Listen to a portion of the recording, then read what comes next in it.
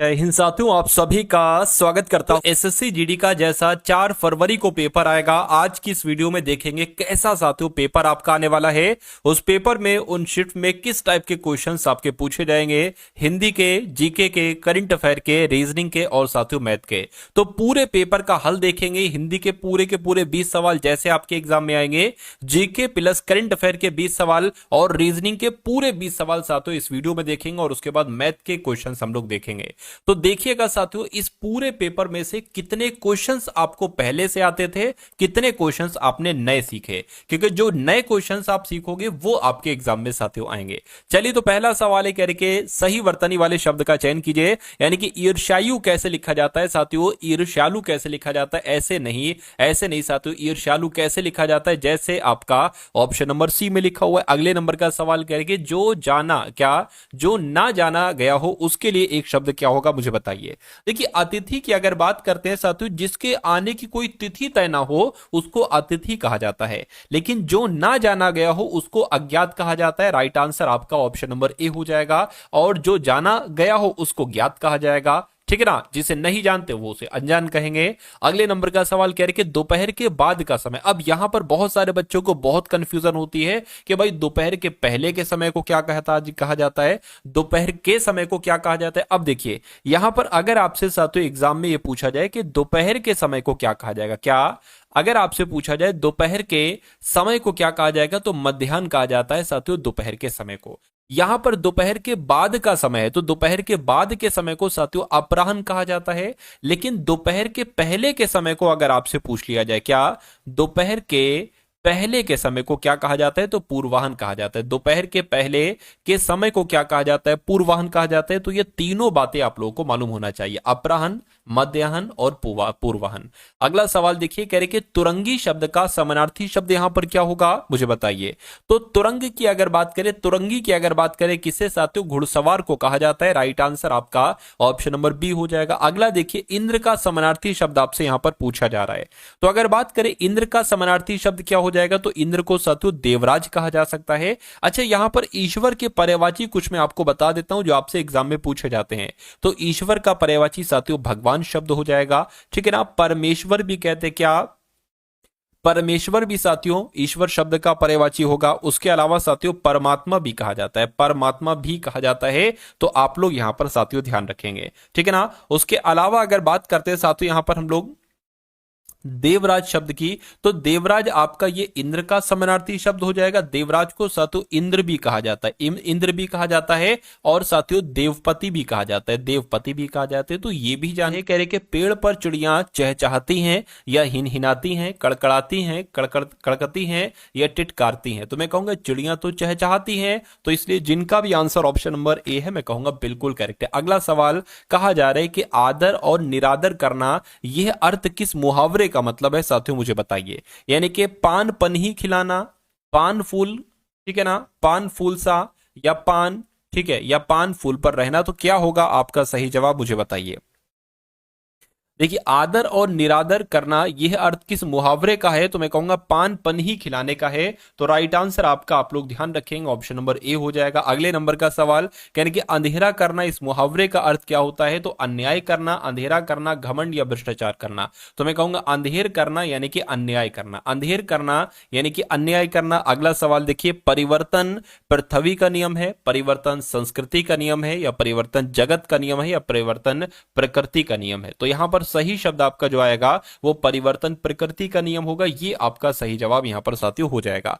खैर, अगले नंबर का सवाल है, कह रहे कि जिसकी जीविका निश्चित ना हो उसके लिए एक शब्द क्या होगा, मुझे बताइए। देखिए, जिसकी जीविका निश्चित ना हो उसके लिए एक शब्द आकाश वृत्ति होता है। क्या होता है साथियों, आकाश वृत्ति होता है, ठीक है ना। उसके अलावा यहां पर एक शब्द लिखा हुआ है खेचर। खेचर का मतलब होता है साथियों जो आकाश में चलता हो। अगर आपसे कल को पूछ लिया जाए कि जो आकाश में चलता हो, इसके लिए एक शब्द क्या होगा, तो आपको साथियों खेचर बता देना है, ठीक है ना। आत्मघाती शब्द की अगर बात करें साथियों, जो अपनी हत्या खुद कर ले, जो अपनी हत्या, क्या साथियों, जो अपनी हत्या खुद कर ले उसको क्या कहा जाता है, उसको साथियों आत्मघाती कहा जाता है। ये आप लोग ध्यान रखेंगे, ठीक है ना। चलिए, उसके अलावा अगोचर शब्द की अगर बात करते हैं तो जो इंद्रियों द्वारा ना जाना जा सके, जो इंद्रियों द्वारा ना जाना जा सके उसको अगोचर कहा जाता है। करके सही वर्तनी वाले शब्द का चयन कीजिए, यानी कि अद्वितीय ऐसे लिखा जाएगा, नहीं ऐसे भी नहीं, ऐसे भी नहीं, जैसे ऑप्शन नंबर डी में लिखा हुआ है अद्वितीय ऐसे लिखा जाएगा। अब उसके बाद देखिए अगला सवाल है, कहा जा रहा है कि हाथ मलना, क्या हाथ मलने का मतलब आपको बताना, इस मुहावरे का असल मतलब क्या होता है? पछताना, संकल्प करना, वीरता दिखाना, व्यायाम करना। नहीं साथियों, पछताना कहा जाता है कि अब तुम तो भाई हाथ मलो, यानी कि अब तुम पछताओ। उसके बाद देखिए करके व्यथा का पर्यायवाची क्या होगा मुझे बताइए। देखिए अगर बात करते हैं साथियों व्यथा का पर्यायवाची क्या होता है, व्यथा का पर्यायवाची दुख होता है। क्या व्यथा का पर्यायवाची दुख होता है? व्यथा का पर्यायवाची पीड़ा होता है। व्यथा का पर्यायवाची साथियों कष्ट होता है। व्यथा का पर्यायवाची विषाद होता है। क्या होता है साथियों? विषाद होता है। ये आप लोग यहां पर ध्यान रखेंगे। राइट आंसर जिनका ऑप्शन नंबर सी है बिल्कुल करेक्ट है। साथियों अभी हम लोग यहां पर जीएस भी देखेंगे, करंट अफेयर भी देखेंगे, रीजनिंग के 20 क्वेश्चन देखेंगे, मैथ को देखेंगे, यानी कि सब कुछ देखने वाले हैं। मेरा मानना है कि अगर आप ये वीडियो अंत तक देख लेते हैं तो आपकी तैयारी में साथियों 4 चांद लग जाएंगे। जो आपकी कामना है सिलेक्शन की, वो कामना आपकी साथियों पूरी हो जाएगी। चलिए अब बात करते हैं छठी का दूध याद आना, इस मुहावरे का मतलब क्या होता है? तो इस मुहावरे का मतलब होता है साथियों अतीत पर गौरवान्वित होना, नहीं, संकट के समय पिछले दुख की याद आना, संकट के समय पिछले सुख की याद आना, छठी का दूध याद आना। इसका सही जवाब आपका क्या हो सकता है बताइए? संकट के समय पिछले सुख की याद आना, इसको कहा जाता है छठी का दूध याद आना। राइट आंसर आपका ऑप्शन नंबर सी के साथ जाएगा। यानी कि जब संकट आता है ना तो पिछले सुख याद आते हैं, कह रहे भाई वो समय तो बहुत अच्छा था, अब तो बड़ी दिक्कत में जी रहे हैं। ठीक है, अगला सवाल देखिए, कह रहे कि अब आपको सही वर्तनी बताने, कौन से शब्द की सही वर्तनी है, यानी कि परिणाम कैसे लिखा जाएगा। तो परिणाम तो जैसे ऑप्शन नंबर ए में लिखा हुआ ऐसे लिखा जाएगा। अगला देखिए, कह रहे कि दिए गए वाक्य में किस भाग में त्रुटि है? केवल आप ही यह काम निपुणता से कर सकते हैं। अब आपको बताने दिक्कत कहां पर है मुझे बताइए। चलिए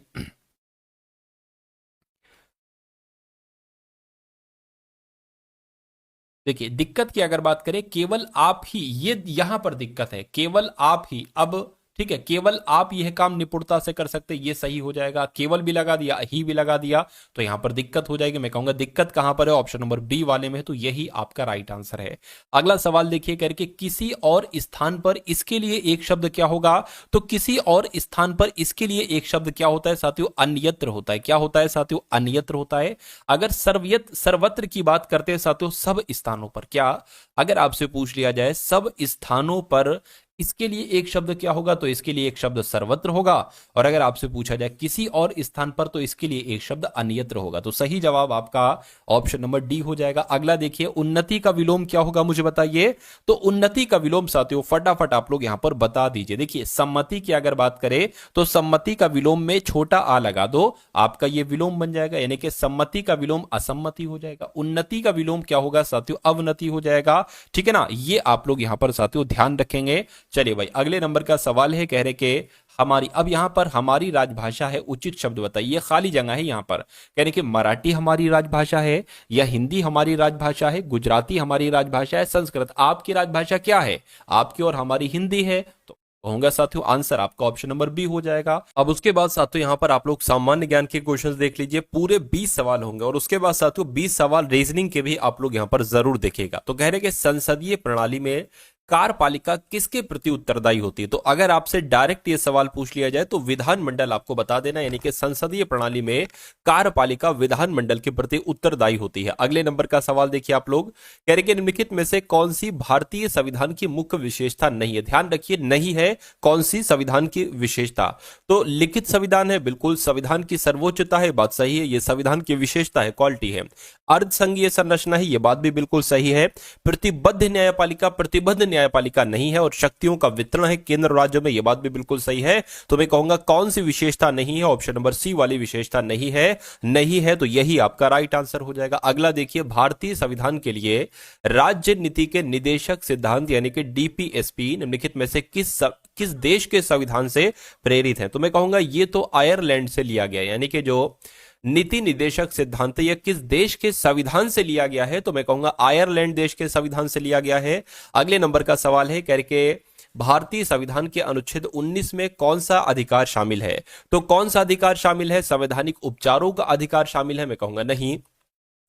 वाक और अभिव्यक्ति स्वतंत्रता का अधिकार शामिल है? मैं कहूंगा बिल्कुल सही साथियों, इस सवाल का जवाब आपका ऑप्शन नंबर बी हो जाएगा। तो कुल मिला के अनुच्छेद 19 में क्या है? वाक और अभिव्यक्ति की स्वतंत्रता का अधिकार है। अगला देखिए, करके पायरिया निम्न में से किसका रोग है? यानी कि जो पायरिया रोग हो जाता है ना, क्या ये नाक में होता है, मसूड़ों में होता है, फेफड़ों में होता है, हृदय में होता है? तो ये तो मसूड़ों से संबंधित है साथियों, ठीक है ना। पायरिया रोग जो है मसूड़ों से संबंधित है। उसके बाद देखिए अगले नंबर का सवाल है, कहा जा रहा है कि जो फ्लोएम ऊतक होता है ना, फ्लोएम ऊतक, ये निम्नलिखित में से किस में पाया जाता है? पौधों में पाया जाता है, स्तनधारियों में, कीटों में, या साथियों जानवरों में पाया जाता है? तो ये पौधों में पाया जाता है। कहां पर साथियों? पौधों में पाया जाता है फ्लोएम नाम का एक ऊतक। अगला देखिए, कह रहे कि एक हॉर्स पावर लगभग कितने वॉट के बराबर होता है? तो एक हॉर्स पावर तो साथियों 746 वॉट के बराबर होता है। कितने वॉट के बराबर होता है? 746 वॉट के बराबर होता है, जिनका भी आंसर ऑप्शन नंबर ए है, बिल्कुल करेक्ट है। अगला सवाल देखिए, निम्नलिखित में से कौन सी एक रासायनिक अभिक्रिया नहीं है? तो इसमें से कौन कौन सी रासायनिक अभिक्रियाएं हैं? तो कोयले का जलना है, भोजन का पाचन, ये भी एक रासायनिक अभिक्रिया है, ठीक है। कागज का जलना भी है, लेकिन पानी का भाप में रूपांतरित होना साथियों ये नहीं है। अब ये नहीं है तो यही आपका राइट आंसर हो जाएगा। अगले नंबर का सवाल है, कह रहे कि इजराइल की राजधानी मुझे बता दीजिए कौन सी है? तो जेरूसलम, बगदाद, बर्लिन। मैं कहूंगा जेरूसलम जो है ना, ये इजराइल देश की राजधानी है। किस देश की राजधानी है? इजराइल देश की राजधानी है। साथियों ये जो मैं आपको पढ़ा रहा हूं ना, ये सब आपके मनोमस्तिष्क में स्टोर होता जा रहा है। इसका फायदा आपको कब मिलेगा? जब एग्जाम हॉल में यही क्वेश्चंस वन बाय वन करके आपके सामने से गुजरेंगे, तब आपको साथियों मालूम पड़ेगा कि ये तो सारे के सारे पढ़े हुए क्वेश्चन है। तो इसलिए आपको सिर्फ और सिर्फ बहुत ध्यान पूर्वक इस क्लास को देखना है, ठीक है। अभी रीजनिंग में आपको कराऊंगा और उसके बाद मैथ भी कराऊंगा। चलिए, कह रहे कि भारत का स्कॉटलैंड भी कहा जाता है। किसको कहा जाता है साथियों? कुर्ग को कहा जाता है भारत का स्कॉटलैंड। अगले नंबर का सवाल है, कह रहे कि मथुरा कला से स्टेंसिलिंग की पारंपरिक कला है। यानी कि किसकी बात चल रही है साथियों? सांझी की बात चल रही है। यानी कि सांझी मथुरा कला से स्टेंसिलिंग की पारंपरिक कला है, यह आपको मालूम होना चाहिए। निम्नलिखित में से किसमें विधान परिषद है? यानी कि किस राज्य की विधान परिषद है? तो मैं कहूंगा कर्नाटक की है, यह आपका राइट आंसर होगा, जिनका भी आंसर बी बिल्कुल करेक्ट है। अगला देखिए, जो वॉलीबॉल है ना, यह किस देश का राष्ट्रीय खेल है? तो वॉलीबॉल किस देश का राष्ट्रीय खेल है, यह आपको मालूम होना चाहिए। नेपाल का राष्ट्रीय खेल है। कहां का राष्ट्रीय खेल है वॉलीबॉल? साथियों नेपाल का राष्ट्रीय खेल है। अगला देखिए, निम्नलिखित में से किस व्यक्ति ने प्रसिद्ध पुस्तक the story of my experiments with truth लिखी? तो ये तो साथियों किसके द्वारा पुस्तक लिखी गई है? ये महात्मा गांधी जी के द्वारा पुस्तक लिखी गई है, जिनका भी आंसर यहां पर ऑप्शन नंबर डी था, बिल्कुल करेक्ट था। अगला देखिए, हड़प्पा सभ्यता के दौरान डांसिंग गर्ल यानी कि नर्तकी की कांस्य प्रतिमा बनाने के लिए तकनीक का इस्तेमाल किया गया था। तो किस तकनीक का इस्तेमाल किया गया था? पत्थर की नक्काशी, हाथी दांत नक्काशी, मोम लोपी ढलाई कास्टिंग। तो ये आपका मोम लोपी ढलाई, ये आपका जो होगा वो बिल्कुल करेक्ट आंसर हो जाएगा। अगले नंबर का सवाल देखिए, करके हर्षवर्धन के शासनकाल के दौरान निम्नलिखित में से कौन सी नई राजधानी थी जो थानेश्वर से स्थानांतरित हुई थी? तो क्या आपका राइट आंसर यहां पर हो सकता है कन्नौज? आपका राइट आंसर हो जाएगा। यानी कि हर्षवर्धन के शासनकाल के दौरान, हर्षवर्धन के शासनकाल के दौरान कौन सी नई राजधानी थी? यानी कि कन्नौज थी, ठीक है, जो थानेश्वर से स्थानांतरित हुई थी। यानी कि पहले ये थानेश्वर में राजधानी थी, फिर साथियों हर्षवर्धन ने कन्नौज में राजधानी बना ली थी। अगला देखिए, ब्रिटिश ने निम्नलिखित में से किस भाषा को भारतीय समाज में प्रस्तुत करने की उत्सुकता दिखाई? संस्कृत, हिंदी या अंग्रेजी? क्या आपका सही जवाब होगा? फटाफट आप लोग यहां पर बता दीजिए। तो आप लोगों को मालूम होना चाहिए साथियों, ब्रिटिशों ने अंग्रेजी को, ठीक है, उत्सुकता दिखाई अंग्रेजी के लिए कि ये भारतीय समाज में प्रस्तुत हो जाए, भारतीय लोग इसको भी बोलने लगे। उसके बाद देखिए, करके पूर्ण स्वराज की मांग करने वाले प्रथम कार्यकर्ता का नाम क्या था? तो पूर्ण स्वराज की मांग करने वाले प्रथम कार्यकर्ता का नाम क्या था साथियों? हसरत मोहानी था। हसरत मोहानी आपका यहां पर बिल्कुल सही जवाब हो जाएगा। अगला सवाल देखिए कि निम्नलिखित में से किसे स्वदेशी आंदोलन का प्रमुख कारण माना जाता है? तो स्वदेशी आंदोलन का प्रमुख कारण साथियों क्या था? महिला शिक्षा के बजाय पुलिस और रेलवे के लिए वित्त पोषण नहीं, कलकत्ता निगम अधिनियम नहीं, पंजाब भूमि नहीं, बंगाल को विभाजित करने का निर्णय, बिल्कुल साथियों, ठीक है ना, बंगाल को विभाजित करने के निर्णय की वजह से ही साथियों एक तरीके से स्वदेशी आंदोलन शुरू किया गया था। अगला सवाल देखिए कि खिलाफत मुद्दे को उठाने के महात्मा गांधी के निर्णय के पीछे कारण क्या था? तो यहां पर साथियों कारण क्या था, यह आप लोग बता दीजिए। हिंदुओं और मुसलमानों के बीच अधिक एकता लाने के लिए, ईसाइयों और मुसलमानों, हिंदुओं और ईसाइयों, मैं कहूंगा हिंदुओं और मुसलमानों, ये आपका जो होगा वो बिल्कुल करेक्ट आंसर हो जाएगा। अब उसके बाद देखिए साथियों, नेक्स्ट नंबर के यहाँ पर सवाल है। अब यहाँ पर अगर बात करते हैं साथियों, आपके सामने रीजनिंग के क्वेश्चंस यहाँ पर स्टार्ट हो चुके हैं, तो पूरे के पूरे तकरीबन तकरीबन हम लोग 20 सवाल यहाँ पर देखने की कोशिश करेंगे। ठीक है, तो यदि दर्पण को संयोजन किए दाईं ओर रखा जाए, यानी कि अगर दर्पण को हम यहां पर रख देते हैं साथियों, तो ये जो लिखा हुआ है ना 5 4 RQ XZ, ये दर्पण में आपको कैसा दिखाई देगा? ऐसा, ऐसा या साथियों ऐसा। बस इतनी सी बात आपको बताना है और 2 नंबर यहां से आपके पक्के हो गए। चलिए, तो अगर बात करें, मैं आपको बता देता हूं रूल्स शुरू से। जो सबसे अंत वाला लेटर होता है वो सबसे पहले दिखाई देगा, और अंत वाले का मुंह बाईं ओर है ना, इधर जब दर्पण में आप इसको देखोगे तो इसका मुंह साथियों दाईं तरफ हो जाएगा, यानी कि जेड कुछ ऐसा दिखाई देगा। आप देखोगे इसमें भी साथियों जेड ऐसा, इसमें भी है, लेकिन इसमें नहीं है, तो ये आंसर नहीं हो सकता। एक्स की बात करें, एक्स जैसा है वैसा दिखाई देगा। क्यू की बात करें अगर साथियों, क्यू की लाइनिंग इधर है, तो दर्पण में देखोगे तो लाइनिंग इधर हो जाएगी। अब इसमें ऊपर की तरफ लाइनिंग है, तो ये आंसर नहीं हो सकता। इसमें सही है, ठीक है ना, ये तो आंसर हो ही नहीं सकता। ये भी आंसर नहीं हो सकता, ये भी नहीं, तो बचा गया, ये भी कट हो गया, ये भी कट हो गया, ये भी कट हो गया, बी ही तो बचा है, तो बी आपका आंसर हो जाएगा। अब देख लीजिए, आर का मुंह बाईं तरफ है ना, तो आर का मुंह दर्पण में दाईं तरफ हो जाएगा। इसमें देखिए आर ऐसा ही बना है।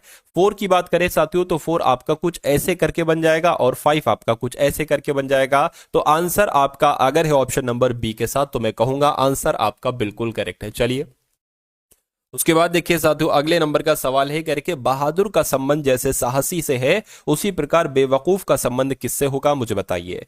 तो बहादुर का कहीं ना कहीं एक सिनोनिम होता है साहसी, ठीक है, और बेवकूफ को बुद्धिमान तो नहीं कहते हैं, समझदार भी नहीं कहते हैं, बेवकूफ को कहीं ना कहीं उन्मादी कहा जा सकता है। डरपोक से ज्यादा बेहतर आंसर ऑप्शन नंबर डी उन्मादी आपका हो जाएगा। अगला देखिए, ये अच्छा सवाल है, ये भी साथियों हर बार एसएससी जीडी के एग्जाम में 2 सवाल आते ही आते हैं। तो कथन में कहा गया है सभी कपड़े फूल हैं, तो मान लीजिए ये हमने क्या बना लिए, ये कपड़े बना लिए, और सभी कपड़े फूल हैं, तो ये सभी कपड़े हमने फूल बना लिए। कह रहे कि कुछ फूल सब्जियां हैं, मान लेते इतने फूल क्या होगा, इतने फूल साथियों सब्जियां हो गई। अब निष्कर्ष देखिए और मुझे बताइए कौन सा निष्कर्ष सही है, कौन सा गलत है। कुछ फूल कपड़े हैं, कुछ फूल कपड़े, बिल्कुल साथियों इतने फूल कपड़े हो जाएंगे, ये बात बिल्कुल सही है। उसके बाद देखिए, कुछ सब्जियां फूल हैं, कुछ सब्जियां, बिल्कुल इतनी सब्जियां फूल हो जाएंगी, ये बात भी बिल्कुल सही है, यानी कि दोनों निष्कर्ष यहां पर आपके बिल्कुल करेक्ट हो जाएंगे। अगले नंबर का सवाल है आपकी स्क्रीन पर, ये बहुत शानदार सवाल है साथियों, देखिएगा बहुत अच्छे तरीके से इसको यहां पर आप लोग। चलिए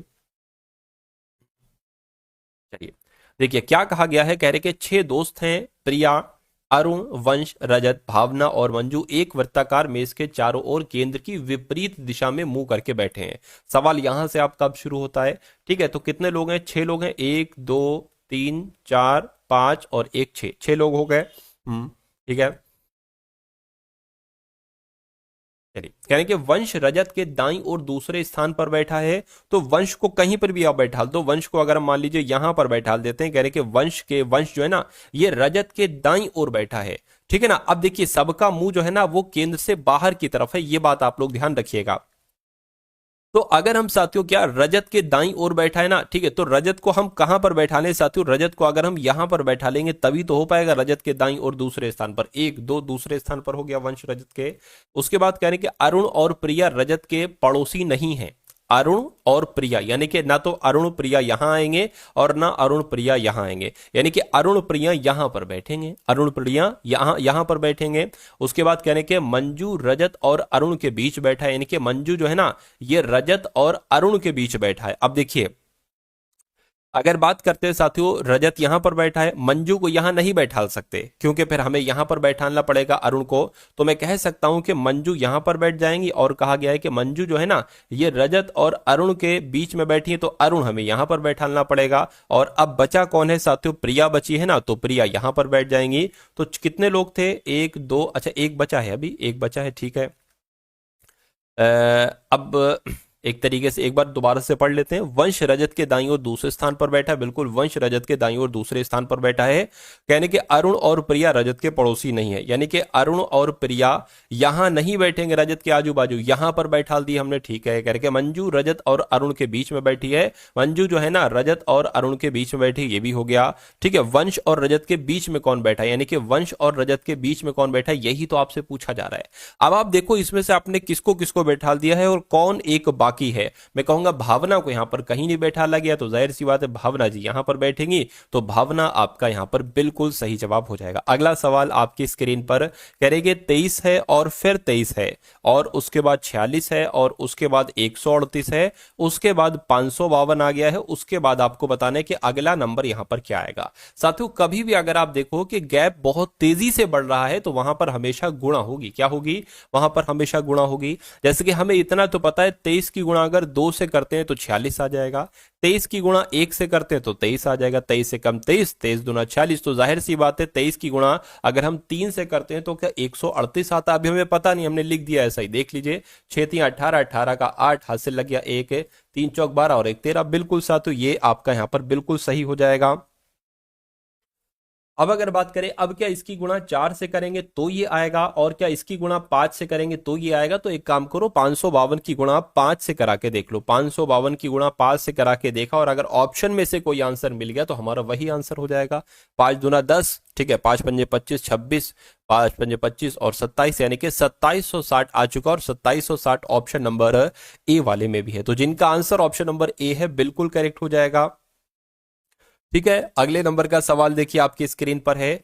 इस सवाल की अगर हम बात करते हैं साथियों, थोड़ा ध्यान से देखिएगा, करके चारों विकल्पों में से जो विषम है सबसे ना, उसके बारे में आपको बताना है कौन सा सबसे विषम है। तो देखिए डी 4 पर आता है, के 11 पर आता है, आर 18 पर आता है और वी 22 पर आता है, सी 23 पर आता है, जे 10 पर आता है, एम 13 पर आता है, टी आपका 20 पर आता है और ए 1 पर आता है। उसी प्रकार जी 7 पर आता है, ए 1 पर आता है, एच 8 पर आता है। अब आपको देखना है कि इसमें से सबसे अलग ऑप्शन कौन सा है। देखिए 4 से 7 हुआ है, 4 से 11 हुआ यानी कि 7 बड़ा है और 11 से अगर 18 करते हैं तब भी यहां पर 7 बड़ा है। क्या यहां पर 7 बड़ा है? जरा एक बार चेक करके मुझे बताइए। देखिए 22 के बाद 23, 24, 25, 26, ये तो हो गए कितने? ये तो हो गए 4, 4 हो गए और 3, बिल्कुल साथियों यहां पर 7 ही बड़ा है और यहां पर भी 7 बड़ा है।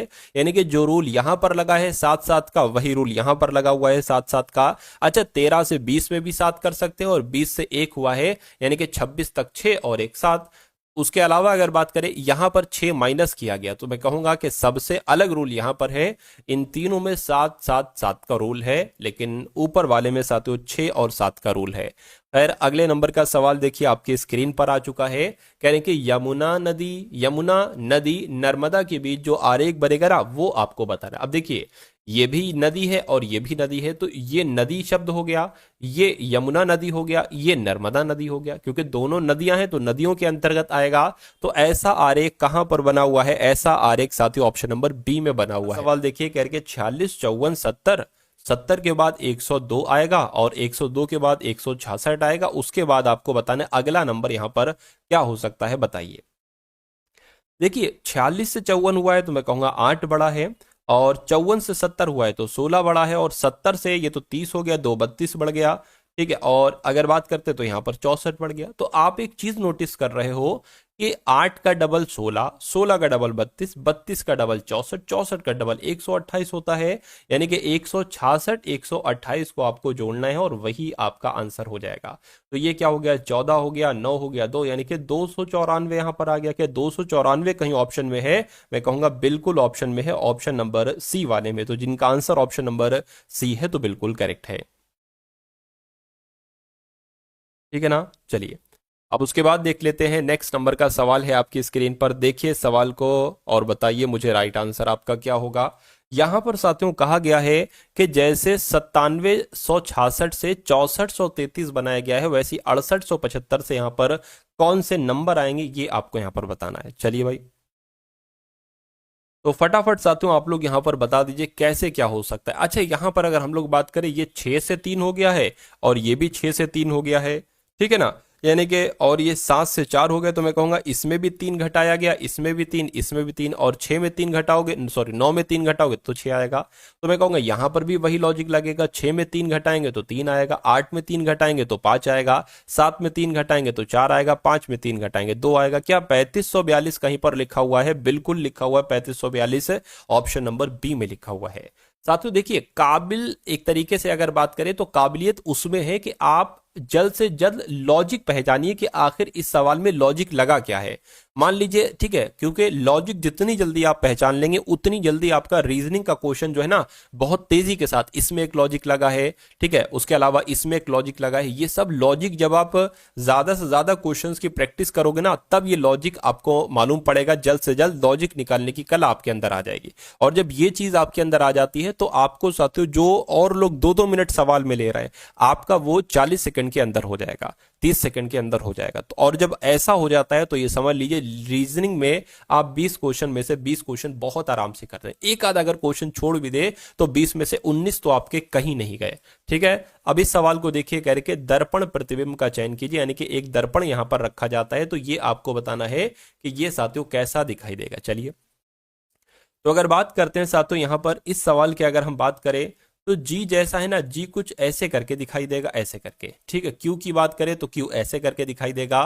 ठीक है, एस की अगर बात करें एस ऐसे करके, 3 की बात करें 3 ऐसे करके, 9 की बात करें 9 ऐसे करके, और 7 की बात करें ऐसे, और डी साथियों आपका ऐसे दिखाई देगा। तो ऐसे आपको कहां पर दिखाई दे रहा है? मैं कहूंगा ऐसे ऑप्शन नंबर सी में दिखाई दे रहा है। तो ये क्या होगा? ये आपका बिल्कुल करेक्ट आंसर हो जाएगा। अगला सवाल आपकी स्क्रीन पर है, देखिए इस सवाल को और बताइए राइट आंसर आपका क्या होगा। कह रहे कि RHINO को POJIS लिखा जाता है, TIGER को SFHJU लिखा जाता है, तो HORSE को क्या लिखा जा सकता है, ये बात आपको यहां पर बताना है। चलिए भाई, देखिए ये HR 18 पर होता है, P 16 पर होता है, यानी कि 2 घटाया गया है। H होता है 8 पर, ये O होता है 15 पर, एकदम बढ़ा दिया गया। I होता है 9 पर, J होता है 10 पर। ठीक है, N होता है साथियों 14 पर, I होता है, ये थोड़ा सा लॉजिक समझ में नहीं आ रहा है। ठीक है, अगर इसको साथियों हम ऐसे न, क्योंकि ये लॉजिक हमारा बना नहीं, तो हम इसको एक बार ऐसे रख कर देखते हैं। ठीक है, RHINO और यहाँ पर साथियों PO, ठीक है ना, JIS ऐसे रख के देखते हैं। ऐसे क्या पता साथियों दूसरा लॉजिक हमें मिल जाए।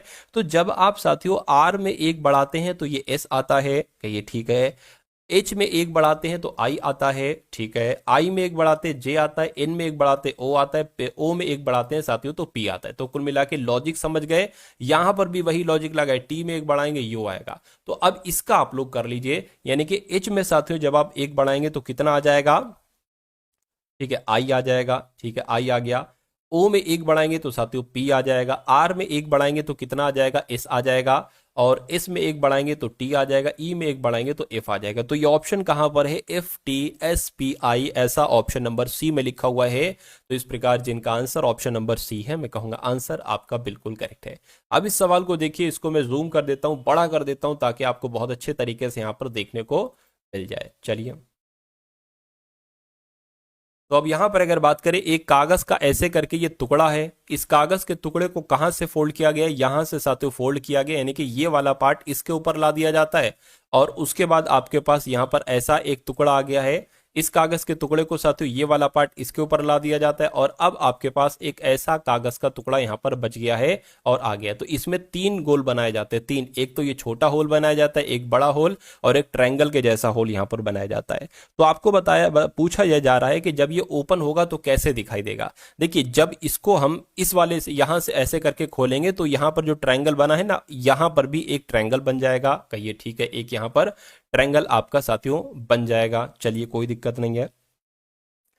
उसके बाद यहां पर अगर हम लोग बात करें और साथियों क्या हो सकता है, देखिए ये तो हो नहीं सकता आंसर, ठीक है, ये भी एक तरीके से आंसर नहीं हो सकता। ठीक है, इसकी अगर बात करते हैं, और ये जो छोटे छोटे गोले, एक देखिए गोला अगर बात करते, एक आपका यहां पर आ जाएगा गोला, ये बड़ा वाला हो गया, और ये साथियों आपका छोटा वाला हो गया। तो ये वाला देखिए ये कहां पर बना है, ठीक है, यहां पर भी नहीं बना, यहां पर भी, यहां पर भी नहीं बना है। तो मैं कहूंगा ये तो ऑप्शन में कहीं ना कहीं दिक्कत है, या साथियों यहां पर कुछ दिक्कत है। और उसी प्रकार देखिए आप, ये गोला अगर इधर है तो ये गोला यहां पर आ जाएगा, और एक ट्रायंगल साथियों यहां पर भी आ जाएगा। उसी प्रकार एक ट्रायंगल आपका यहां पर आ जाएगा, और एक साथियों क्या, छोटा गोला यहां पर और बड़ा गोला यहां पर, ऐसे करके आ जाए। लेकिन यहां ऐसा तो कहीं पर ऑप्शन दिख नहीं रहा है, या तो इसमें दिक्कत है या इसमें दिक्कत है। कुल मिला के जो कॉन्सेप्ट था, जो लॉजिक था, वो आपने यहां पर समझ लिया। अब उसके बाद देखिए अगले नंबर का सवाल है, क्या कहा जा रहा है, इस सवाल को देखिए और बताइए सही जवाब क्या होगा। यानी कि सभी अंगूर फल हैं, तो मान लेते हैं साथियों ये क्या हो गए, ये अंगूर हो गए और सभी अंगूर फल हैं, तो सभी अंगूर साथियों यहाँ पर फल हो गए। उसके बाद कह रहे हैं कि कुछ सब्जियां अंगूर हैं, मान लीजिए साथियों कुछ सब्जियां अंगूर हैं, इतनी सब्जियां ये आपकी अंगूर हो जाएंगी। अब कथन को पढ़िए और बताइए कौन सा सही है कौन सा गलत है। कुछ सब्जियां फल हैं, कुछ बिल्कुल साथियों इतनी सब्जियां क्या हो जाएंगी, ये फल हो जाएंगी, ये सही हो जाएगा। सभी अंगूर सब्जियां हैं, सभी अंगूर सब्जियां नहीं है। हाँ अगर ऐसा होता कि कुछ अंगूर सब्जियां तो सही हो जाता, अब ये साथियों गलत हो जाएगा। तो निष्कर्ष तो सिर्फ एक और एक निकलता है जो कि डी में लिखा हुआ है। ठीक है, अगला देखिए, अगला सवाल देखिए साथियों, और इस सवाल का आंसर आप लोग यहां पर बताने की कोशिश कीजिए कि क्या इस सवाल का जवाब हो सकता है। कह रहे कि ए बी का भाई है, तो साथियों ए जो है ना, ए ये बी का भाई है, बी का भाई है यानी कि ये भाई है, तो भाई के लिए साथियों प्लस बना लेते, बहन के लिए माइनस बना लेंगे। यानी कि बी का पति सी है, यानी कि ये बी का पति कौन हो गया साथियों, सी हो गया। पति पत्नी के लिए डबल लगाएंगे, डबल लाइन बनाएंगे, भाई बहन के लिए एक लाइन बनाएंगे। अगर ऊपर है तो वो पिता होगा या माता होगा, अगर पिता है तो प्लस लिखेंगे, माता है तो माइनस लिखेंगे। यानी कि ई का बेटा सी है, यानी कि ई का बेटा कौन है साथियों, ई का बेटे की अगर बात करते, ई का बेटा कौन है, सी है। ठीक है, ये प्लस हो गया, ये माइनस हो गई। ठीक है, ये बहन हो गई, ये भाई हो गया, और इसका पति सी हो गया। सी का बेटा, सी का पिता कौन है, ई हो गया। ठीक है, ई का बेटा कौन है, सी है। उसके बाद कह रहे हैं कि ई की पत्नी एस है। ठीक है, ई की यानी कि इस ई की पत्नी कौन हो जाएगी, ई की पत्नी एस हो जाएगी, ई की पत्नी एस हो गई। यानी कि बी से किस प्रकार संबंधित है, एस, यानी कि बी क्या कहेगा एस को, तो बी क्या कहेगा साथों एस को। देखिए ये पति है और ये पति के पिता है, उनकी पत्नी, यानी कि ये पति की माँ है, तो पति की माँ को क्या कहा जाएगा साथों, सास कहा जाएगा। इसलिए जिनका आंसर ऑप्शन नंबर ए है बिल्कुल करेक्ट हो जाएगा। अगला सवाल है, उस सही विकल्प का चयन करिए जो दिए गए शब्दों के उस क्रम में दर्शाता है जिस क्रम में वो अंग्रेजी शब्दकोश में होते हैं। यानी कि ये जो 5 वर्ड आपको दिख रहे हैं, आपको बताना ये किस क्रम में अंग्रेजी शब्दकोश में होता है। यानी कि सबसे पहले कौन सा आएगा, देखिए सबसे यहाँ पर टी ए लिखा हुआ, यहाँ पर T O T E T, तो सबसे पहले तो यही आएगा, और फिर तो ये लास्ट में आएगा, यानी कि पहला वाला सबसे पहले आ जाएगा, और उसके बाद इन दोनों में से कोई एक आएगा, TERMI, यहाँ पर एन है, यहाँ पर टी है, एन पहले आता है तो ये 4 वाला आ जाएगा, उसके बाद 5 वाला आ जाएगा, और फिर साथियों ये पी पहले आएगा, ये आई पहले आएगा, आई पहले आता है तो 3, और फिर साथियों 2 हो जाएगा। यानी कि 145-32 कहाँ पर लिखा हुआ है, 145-32 ऑप्शन नंबर सी में लिखा हुआ है, तो यही आपका सही जवाब हो जाएगा। उसके बाद देखिए साथियों, कह रहे कि ब्रोंकाइटिस का जो संबंध फेफड़ों से है वही संबंध ग्लूकोमा का किससे है, मुझे बताइए। तो फेफड़ों की समस्या को कहा जाता है साथियों ब्रोंकाइटिस, तो उसी प्रकार आंखों की जो दिक्कत होती है उसको ग्लूकोमा कहा जाता है। तो मैं कहूंगा आंखें यहाँ पर आपका जो होगी वो बिल्कुल सही जवाब हो जाएगा। अगला सवाल देखिए, यानी कि ROCK को OGSV लिखा जाता है, तो LAST को क्या लिखा जा सकता है, कौन से 4 लेटर यहाँ पर साथियों बन सकते हैं, ये बात आपको यहाँ पर बता देना है। चलिए देखिए, R18 पर होता है, O15 पर होता है, यानी कि 3 घटाया गया है। O15 पर होता है, G7 पर होता है, कितना घटाया गया है, 8 घटाया गया है। और C 3 पर होता है, S आते हो किस पर होता है, S आपका 19, तो बहुत बढ़ जाएगा, फिर तो ये लॉजिक मुझे लग रहा है नहीं लगेगा। ठीक है, दूसरा लॉजिक की अगर बात करें तो ROCK लिख लिया, और फिर ये नीचे लिख लो साथियों OGSV। अब यहां पर अगर बात करें, यहां पर साथियों क्या लॉजिक लग सकता है, देखिए ये R है, R से यहां पर V किया गया, ऐसा कर लेते हैं हम। तो R18 पर होता है, V 22 पर होता है, यानी कि 4 बढ़ाया गया है। O15 पर होता है, S 19 पर होता है, फिर 4 बढ़ाया गया है। C 3 पर होता है, G 7 पर होता है, 4 बढ़ाया गया। K 11 पर होता है, D 15 पर, D 15 पर होता है, सॉरी O 15 पर होता है, फिर 4 बढ़ाया गया। तो 4 4 बढ़ाए जा रहे हैं, यहां पर भी आप साथियों 4 4 4 ही बढ़ा लो। L 12 पर होता है, P आ जाएगा यहाँ पर। A 1 पर होता है, तो यहाँ पर क्या आ जाएगा साथियों, एक तरीके से E आ जाएगा। ठीक है, यानी कि E हो गया, ये P हो गया, और S में अगर 4 बढ़ाओगे, 19 पर 4 बढ़ाओगे तो W आ जाएगा। ठीक है ना, उसी प्रकार T में 4 बढ़ाओगे तो कितना आ जाएगा साथियों, 24 पर होता है X, यानी कि XWEP कहां पर लिखा हुआ है, XWEP ऑप्शन नंबर ए में लिखा हुआ है, तो ये क्या होगा, ये आपका बिल्कुल सही जवाब हो जाएगा। उसके बाद देखिए अगले नंबर का सवाल आपकी स्क्रीन पर, कह रहे हैं कि दिए गए विकल्पों में से उस संख्या का चयन कीजिए जो निम्नलिखित श्रेणी में प्रश्नवाचक चिन्ह के स्थान पर आ सकती है। यानी कि सबसे पहले 29 है, उसके बाद 38 है, उसके बाद यहाँ पर 63 आया है, और उसके बाद 112 है, और उसके बाद 193। तो आपको ये बताना है कि अगले नंबर पर यहाँ पर कौन सा नंबर आ सकता है, ये चीज आपको यहाँ पर बताना है। अब देखिए 29 से ये 38 हुई है, तो मैं कहूंगा यहाँ पर 9 जोड़ा गया है। 38 से 63 कैसे हुई है, कितना जोड़ा गया है, 13 में से 8 जाएगा, 5 बचेगा, ये 5 हो जाएगा, 5 में से जाएगा साथियों 3 तो 2 बचेगा। यानी कि पहले 29 में 9 जोड़ा 38 हो गया, 38 में 25 जोड़ा 63 हो गया, 63 में कितना जोड़े, मैं कहूंगा यहाँ पर 9 और यहाँ पर 4 यानी कि 49 जोड़ेंगे। 112 में कितना जोड़े, 193 आ जाए, तो 193 में से 112 को आपको घटाना है, तो कितना साथियों 13 में से 3 में से 2 जाएगा, 1 बचेगा, यहाँ पर 8 आ जाएगा। अब यहाँ पर कितना जोड़ा जाना चाहिए कि हमें ये वाला नंबर मिल जाए। आप इसको थोड़ा ध्यान से देखिए, ये है 3 का स्क्वायर, ये है 5 का स्क्वायर, ये है 7 का स्क्वायर, ये है 9 का स्क्वायर, तो यहाँ पर साथियों 11 का स्क्वायर आ जाएगा। 11 का स्क्वायर 121 होता है, तो 193 और 121 को जोड़कर बताइए, वही आपका आंसर हो जाएगा। ठीक है, तो 314 यहां पर आएगा। 314 कौन से ऑप्शन में है, तो ऑप्शन नंबर डी वाले में है, तो ये क्या होगा, ये आपका बिल्कुल सही जवाब हो जाएगा। अगला सवाल देखिए, कह रहे हैं कि निम्नलिखित समीकरण को सही करने के लिए किन दो गणितीय चिन्हों को आपस में बदलने की आवश्यकता है। तो साथियों हम यहां पर अगर बात करें, सबसे पहले 106 है, उसके बाद 3 है, उसके बाद 2 है, और फिर साथियों 70 है, और फिर 7 है, और फिर बराबर 110 है। तो यहां पर क्या लिखा हुआ है साथियों, ये आपका भाग लिखा होगा, तो माइनस और भाग को अगर बदले, यानी कि माइनस की जगह पर भाग, भाग की जगह पर माइनस को रखें, तो क्या 110 आ जाएगा बराबर में। ठीक है, तो क्या यहां पर कैलकुलेट करने पर 110 आ जाएगा। देखिए यहां पर भाग है तो भाग की जगह पर माइनस, गुणा है तो गुणा का गुणा हो जाएगा, प्लस है प्लस का प्लस हो जाएगा। ठीक है, ये क्या है आपका, ये माइनस है, माइनस की जगह पर भाग हो जाएगा। देखिए इसको करेंगे तो 7 आएगा, पूरा पूरा 7 नहीं बल्कि 10 आ जाएगा, 7 एकम 7 और 0 लग जाएगा, प्लस कर दिया, 3 दूना 6 आ जाएगा, माइनस 106 आ जाएगा। इसको अगर कट करेंगे, ठीक है, तो 100 आएगा, प्लस आपका 10 आ जाएगा, बराबर 110। तो ये चल रहा है, तो 110 बराबर 110 आ गया है, यानी कि हमारा जवाब जो होगा वो ऑप्शन नंबर ए के साथ ही जाएगा। और जिनका भी आंसर ऑप्शन नंबर ए है बिल्कुल करेक्ट है। अगला सवाल आपकी स्क्रीन पर। तो अब साथियों यहाँ पर आपके मैथ के क्वेश्चन शुरू हो चुके हैं, तो कुछ क्वेश्चंस लिए हैं साथियों मैथ के, इनको भी आप लोग देखिएगा और अपनी तैयारी को यहाँ पर मजबूत कीजिएगा। चलिए, तो अब अगर बात करें करके 5 व्यक्तियों की औसत आयु 28 वर्ष है। 5 व्यक्तियों की औसत आयु कितनी है, 28 वर्ष है। उसके बाद कहने की यदि उनमें से एक को हटा दिया जाए, यानी कि ये 5 लोग हैं ना, 4 लोग अगर हम कर दें, 4 लोग अगर हम कर दें, तो औसत में 2 वर्ष की कमी हो जाती है। तो देखिए 5 वर्ष थी तो औसत 28 था, एक कम कर देते लोग को तो औसत 2 कम हो जाता है, यानी कि अब औसत 26 हो जाता है। तो हटाए गए व्यक्ति की आयु कितनी है। अब देखिए 5 व्यक्तियों की आयु का योग कितना है, तो 28 की गुणा 5 से कर दीजिए, 5 अट्ठे 40 हो जाएगा, 5 दूना 10 और 4 14 हो जाएगा, यानी कि 5 व्यक्तियों की कुल मिला के आयु कितनी है, 140 है। 4 व्यक्तियों की कुल मिला के आयु साथियों कितनी है, 104 आ जाएगी। तो ये 5 व्यक्तियों की आयु है, ये 4 व्यक्तियों की आयु है, इसको इससे घटाओगे तो मैं कहूंगा हमें हमें जो हटाया गया व्यक्ति उसकी आयु पता चल जाएगी। तो जब इसको घटाओगे, 140 में से 104 घटाओगे तो 36 वर्ष आ जाएगा, यानी कि जो हटाया गया व्यक्ति है उसकी उम्र कितनी होगी, उसकी आयु सातों 36 वर्ष होगी। तो इस प्रकार जिनका भी आंसर ऑप्शन नंबर ए है बिल्कुल करेक्ट हो जाएगा। अगला देखिए, यानी कि 3 उम्मीदवार हैं ए, बी और सी, इन्होंने एक चुनाव लड़ा और इनको 1800, 3300, 3900 वोट प्राप्त किए। किसी भी वोट को अवैध वोट ना मानते हुए बताइए कि बी को कुल वोटों के कितने प्रतिशत वोट मिले।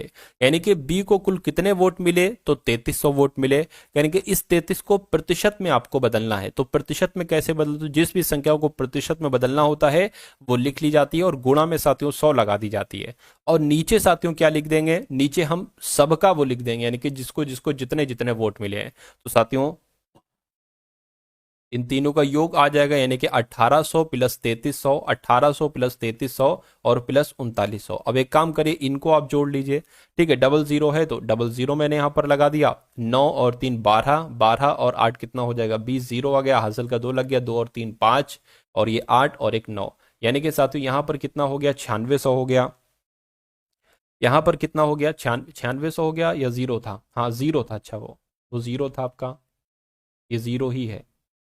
ठीक है, यानी कि 9000 हो गया, एक सेकंड, बटे में क्या आ गया, बटे में आपका 9000 आ गया और ऊपर कितना हो गया साथियों, 3300 गुणा 100 हो गया। तो इस 2 जीरो से ये जीरो, इससे ये जीरो कैंसिल हो जाएगा, यानी कि 30/9 आपका यहाँ पर आया है, 9 तिया 27 हो जाएगा, 3 जाएगा, पॉइंट लगेगा, जीरो बचेगा, फिर 9 तिया 27 हो जाएगा, यानी कि 3.3 करके आंसर आ रहा है कुछ। एक बार फिर से साथियों कैलकुलेट कर लीजिए, इन 3 जीरो से ये 3 जीरो कैंसिल हो गए। अब बचा क्या साथियों आपके पास, अच्छा ये 33 है, तभी तो आंसर नहीं आ रहा। ये मैंने 3300 यहाँ पर लिखा, 3300 ये हो जाएगा। तो कुल मिला के इन 3 जीरो से ये और ये यानी कि 330 आएगा। इसको आपको कैलकुलेट करना है, ठीक है। 9 आपका 27 हो जाएगा, कितना बचेगा, 6 बचेगा, तो ये आपका 60 हो गया, ठीक है। 9 पंजे 45, 9 छंग आपका 54 हो जाएगा। तो 36 पॉइंट करके कुछ आंसर आएगा, और 36 पॉइंट करके कहां पर लिखा हुआ है, ऑप्शन नंबर बी में लिखा हुआ है। तो जिनका भी आंसर यहाँ पर ऑप्शन नंबर बी है तो बिल्कुल करेक्ट है। अगला सवाल देखिए आपकी स्क्रीन पर है, इस सवाल को देखिए और बताइए सही जवाब आपका क्या हो सकता है। यानी कि एक रेलगाड़ी एक समान चाल से 2.5 घंटे लिखा हुआ है, यानी कि 2 सही 1/2 घंटे में 325 किलोमीटर की दूरी तय करती है। उसी चाल से 650 किलोमीटर की दूरी तय करने में कितने घंटे लगेंगे। देखिए 2 सही 1/2 यानी कि 2 दूना 4 और एक 5/2 यानी कि 5/2 घंटे में क्या साथियों, 5/2 घंटे में कितनी दूरी तय करती है, 325 किलोमीटर की दूरी तय करती है। पूछ रहे हैं उसी चाल से, यानी कि जिस चाल से ये दूरी चली गई उसी चाल से 650 किलोमीटर की दूरी तय करने में कितने घंटे लगेंगे। अगर मैं आपसे ये कहूं, अगर मैं आपसे कहूं कि 1 किलोमीटर दूरी तय करने में कितने घंटे लगेंगे, तो आप कर देंगे 5/2, ठीक है ना। और ये बराबर है एक तरीके से, इस 325 की गुणा नीचे हो जाएगी यहां पर 325। तो 1 किलोमीटर दूरी तय करने में इतना समय लगेगा, इतने घंटे का समय लगेगा। लेकिन पूछा गया 650 किलोमीटर की दूरी तय करने में कितना समय लगेगा, तो ये इसकी भी गुणा 650 से कर दो, तो 650 किलोमीटर दूरी तय करने में, और इसकी भी साथ 650 से गुणा कर दो, इसको कैलकुलेट कर लो, आपका आंसर आ जाएगा। यानी कि 650 किलोमीटर दूरी तय करने में इतना समय लगेगा। तो इसको कैलकुलेट कर लो साथियों, जैसे कैलकुलेट कर सकते हो। 325 से कम 325, 325 दूना 650 हो जाएगा। इस दो से ये दो कैंसिल हो जाएगा, यानी कि कितने घंटे आ गए साथियों, 5 घंटे आ गए। घंटे 5 आ गए तो मैं कहूंगा 650 किलोमीटर की दूरी तय करने में 5 घंटे का समय लगेगा। किसी टीवी का सूची मूल्य 15,000 रुपए, यानी कि उस टीवी पर 15,000 रुपए लिखे गए, 15,000 रुपए की, और उस सूची मूल्य पर 18% की छूट दी जाती है। करके कितनी अतिरिक्त छूट और दी जाए जिससे ग्राहक को 10,947 रुपए की वो टीवी पड़ जाए। अब देखिए टीवी पर कितने लिखे हैं, 15,000 रुपए लिखे हुए हैं, 18% की छूट दी जाती है, यानी कि इसको 82% में भेज दिया जाता है। 18% यानी कि 100 माइनस 18 तो 82 ही आएगा। अब देखते हैं अगर 15,000 रुपए की टीवी 82% में दी जाती है, अर्थात 18% की छूट के साथ दी जाती है, तो कितने रुपए की वो पड़ती है।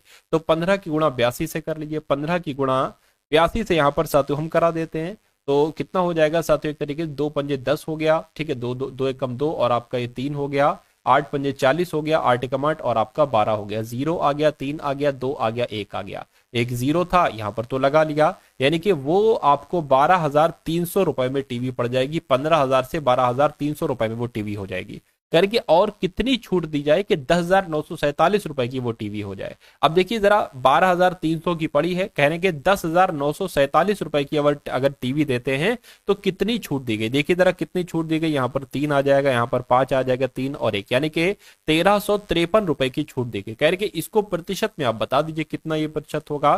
तो नीचे क्या आ जाएगा, नीचे आपका ये वाला मूल्य आएगा, यानी कि 12,300। इसको साथियों कट कर लो और आंसर आपका आ जाएगा, यानी कि पता चल जाएगा कितनी अतिरिक्त छूट दी जाए कि 10,947 रुपए की वो टीवी पड़ जाए। इन 2 जीरो से साथियों ये 2 जीरो आपके कैंसिल हो जाएंगे, ठीक है। इसको अगर कट करें, किससे कट करें साथियों बताइए जरा। अगर देखिए अगर 103 की हम 10 से गुणा करते हैं तो ये तो साथियों 1230 हो जाएगा। देखिए अगर हम 11 से गुणा करें, यानी कि इसमें 123 हम और बढ़ाने कितने हो जाएगा, 3 5 3 1, साथियों वही आ गया, 1,353 आ गया, यानी कि ये 11 बार में कटेगा। तो मैं कहूंगा 11% आपका यहाँ पर बिल्कुल सही और बिल्कुल सटीक जवाब हो जाता है। अगला सवाल देखिए आपकी स्क्रीन पर है साथियों, देखिए सवाल को और बताइए सही जवाब आपका क्या होगा। कह रहे कि ए ने एक वस्तु बी को 25% लाभ पर बेची, बी ने इसे सी को 20% लाभ पर बेच दिया और सी ने इसे 45% की हानि पर डी को बेचा। डी ने इसे 330 रुपए में खरीदा, तो बी ने वस्तु कितने रुपए में खरीदी थी, ये आपसे यहाँ पर साथियों पूछा जा रहा है। चलिए तो कोई दिक्कत नहीं, इसमें क्या है, मान लेते हैं साथियों वो वस्तु कितने रुपए की है, उस वस्तु का मूल्य साथियों 100 रुपए है। अब 100 रुपए उस वस्तु का मूल्य है, ए ने वो वस्तु बी को 25% लाभ पर बेची, यानी कि इसको 25% लाभ पर बेचा गया, 125% पे बेचा गया। ठीक है, उसके बाद कह रहे हैं कि बी ने इसको सी को 20% लाभ पर बेचा, यानी कि 120% में बेचा। ठीक है, सी ने 45% की हानि पर बेचा, यानी कि 55% में साथियों बेचा। ठीक है, कहने के 45% की हानि पर डी को बेचा, डी ने इसे 330 रुपए में खरीदा, यानी कि अब जो इसकी कीमत आएगी वो 330 रुपए हो जाएगी। तो मतलब बी ने वस्तु को कितने रुपए में खरीदा, ये कुल मिला के आपसे यहां पर पूछा जा रहा है। कोई दिक्कत नहीं है।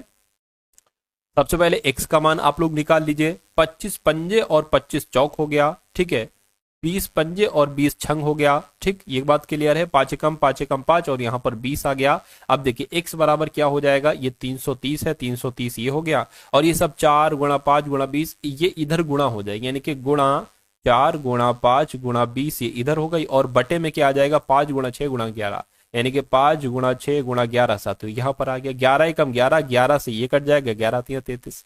ठीक है, 5 से कट करेंगे 6 आ जाएगा, 6 से ये 6 कैंसिल हो जाएगा, यानी कि x बराबर क्या बचा है, 4 गुणा 5 कितना हो जाएगा, 5 चौक 20, 20 की 20 से कराओगे तो कितना आ जाएगा, ठीक है 400 आ जाएगा। तो साथियों 400 यहां पर आपका क्या आ चुका है।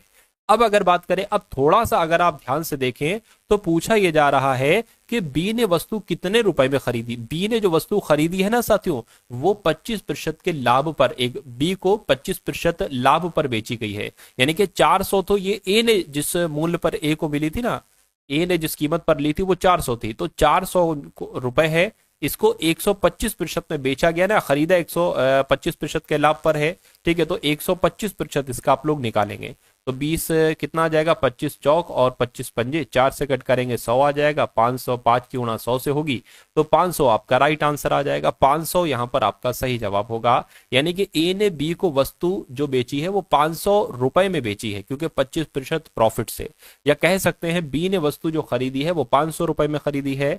अब अगले नंबर का सवाल है आपकी स्क्रीन पर, क्या कहा जा रहा है साथियों, बहुत ध्यान से देखिएगा इस सवाल को। कॉन्सेप्चुअल ये सवाल है, कह रहे कि एक ट्रेन अपनी सामान्य चाल की 1/2 चाल से चलते हुए गंतव्य तक पहुंचने में 60 मिनट अधिक समय लेती है। ट्रेन द्वारा उसी दूरी को तय करने में लगने वाला सामान्य समय क्या है। अब देखिए, यानी कि एक ट्रेन है अपनी सामान्य चाल की कहा गया है, बहुत ध्यान से देखिएगा, सामान्य चाल की। ठीक है, तो का मतलब क्या होता है, गुणा होता है। ठीक है, और 1/2 लिखा है, 1/2 हो गया। तो ये तो देखिए एक सामान्य, यानी कि एक आप नॉर्मल चाल चल रहे हैं, तो जब सामान्य चाल की 1/2 चाल से चली जा रही है, ठीक है ना, यानी कि सामान्य चाल उसकी एक तरीके से तेज है। ठीक है, तो 60 मिनट अधिक, क्योंकि जब स्पीड आपने एक तरीके से 60 मिनट अधिक समय लगता है, तो मैं कहूंगा कम हो रही है ना, ज्यादा नहीं कम हो रही है फिर। ठीक है, कोई दिक्कत नहीं है। तो अब देखिए, मान लीजिए ये आपकी वो वाली चाल है, दो चालें हैं यहां पर, एक तो सामान्य चाल है और एक दूसरी वाली चाल है, ये आपकी वो वाली चाल है।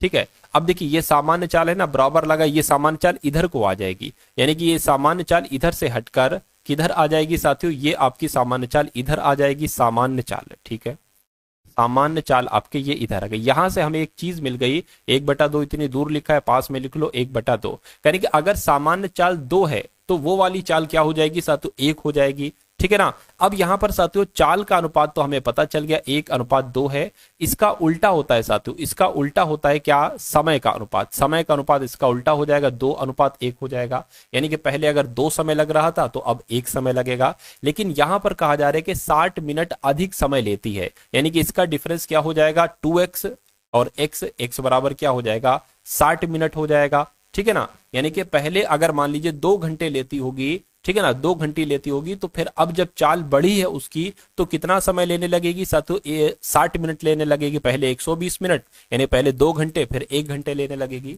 तो कह रहे कि ट्रेन द्वारा उसी दूरी को तय करने में लगने वाला सामान्य समय क्या है, सामान्य समय आपसे पूछा जा रहा है। ठीक है ना, सामान्य समय की अगर हम बात करते हैं, देखिए ये आपका क्या था, ये आपकी सामान्य चाल थी, तो ये क्या हो जाएगा, ये सामान्य समय हो जाएगा, यानी कि जब x बराबर, अब देखिए ये 2x हो गया है और ये x हो गया, यहां पर डिफरेंस जो निकला है x बराबर 60 मिनट निकला है, तो ये x बराबर 60 मिनट आ जाएगा। इसको हम कह सकते हैं सामान्य समय कितना निकला, 60 मिनट, यानी कि 1 घंटा निकला। थोड़ा सा ध्यान से समझेंगे तो आपकी समझ में आ जाएगा, तो 60 मिनट बोल लो या 1 घंटा बोल लो, ये आपका राइट आंसर हो जाएगा। ठीक है ना, बस ये आपको ध्यान रखना है साथियों, समय का अपोजिट क्या होती है साथियों, चाल हो जाएगी यहां पर।